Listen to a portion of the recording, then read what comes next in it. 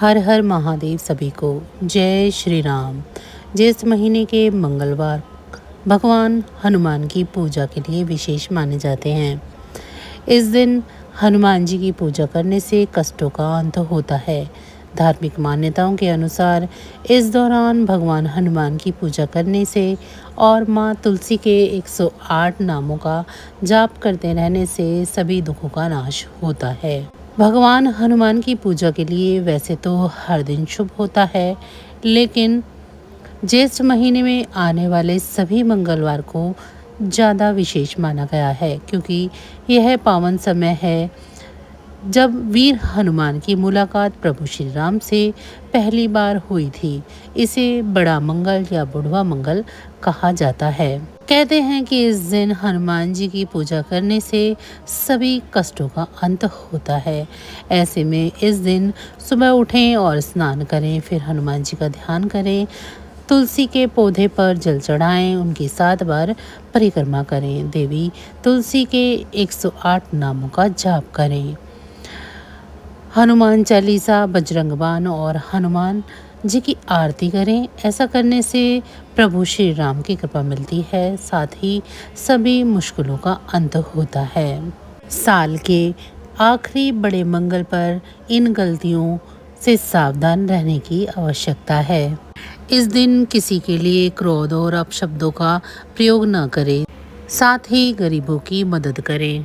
बड़े मंगल के दिन दान करना विशेष महत्व रखता है, इसीलिए इस दिन दान ज़रूर करें। बड़ा मंगल के दिन दाढ़ी और नाखून नहीं काटने चाहिए, ऐसा करना अशुभ माना जाता है। कहते हैं कि इस दिन ये कार्य करने से मंगल दोष लगता है।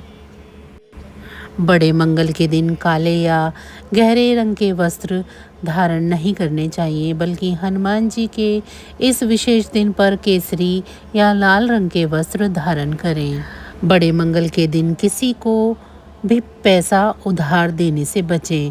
इस दिन पैसे का लेन देन करना अशुभ माना जाता है। ज्येष्ठ महीने के मंगलवार को बड़ा मंगल कहा जाता है, जो हनुमान जी को समर्पित है। इस दिन भक्त हनुमान जी की पूजा करते हैं और व्रत रखते हैं। इसे बुढ़वा मंगल भी कहा जाता है। माना जाता है कि इस दौरान व्रत रखने से सभी मनोकामनाओं की पूर्ति होती है। ज्येष्ठ महीने में आने वाले सभी मंगलवार को बेहद ही फलदायी माना जाता है, जिसे बड़ा मंगल या बुढ़वा मंगल कहा जाता है। यह पर्व हनुमान जी को समर्पित है। कहते हैं कि इस दौरान हनुमान जी की मुलाकात प्रभु श्री राम से पहली बार हुई थी। इस दिन पवन पुत्र की पूरी कृपा पाने के लिए कुछ विशेष भोग चढ़ाने चाहिए। तो आइए जानते हैं उन भोगों के बारे में। 5वें बड़े मंगल के भोग हैं लड्डू का भोग। मोतीचूर के लड्डू भगवान हनुमान जी को बहुत प्रिय हैं। यह उनके प्रिय भोगों में से एक है। ऐसे में 5वें बड़े मंगल के दिन मोतीचूर के लड्डू हनुमान जी को चढ़ाएं। इससे बुद्धि और विद्या का आशीर्वाद प्राप्त होगा।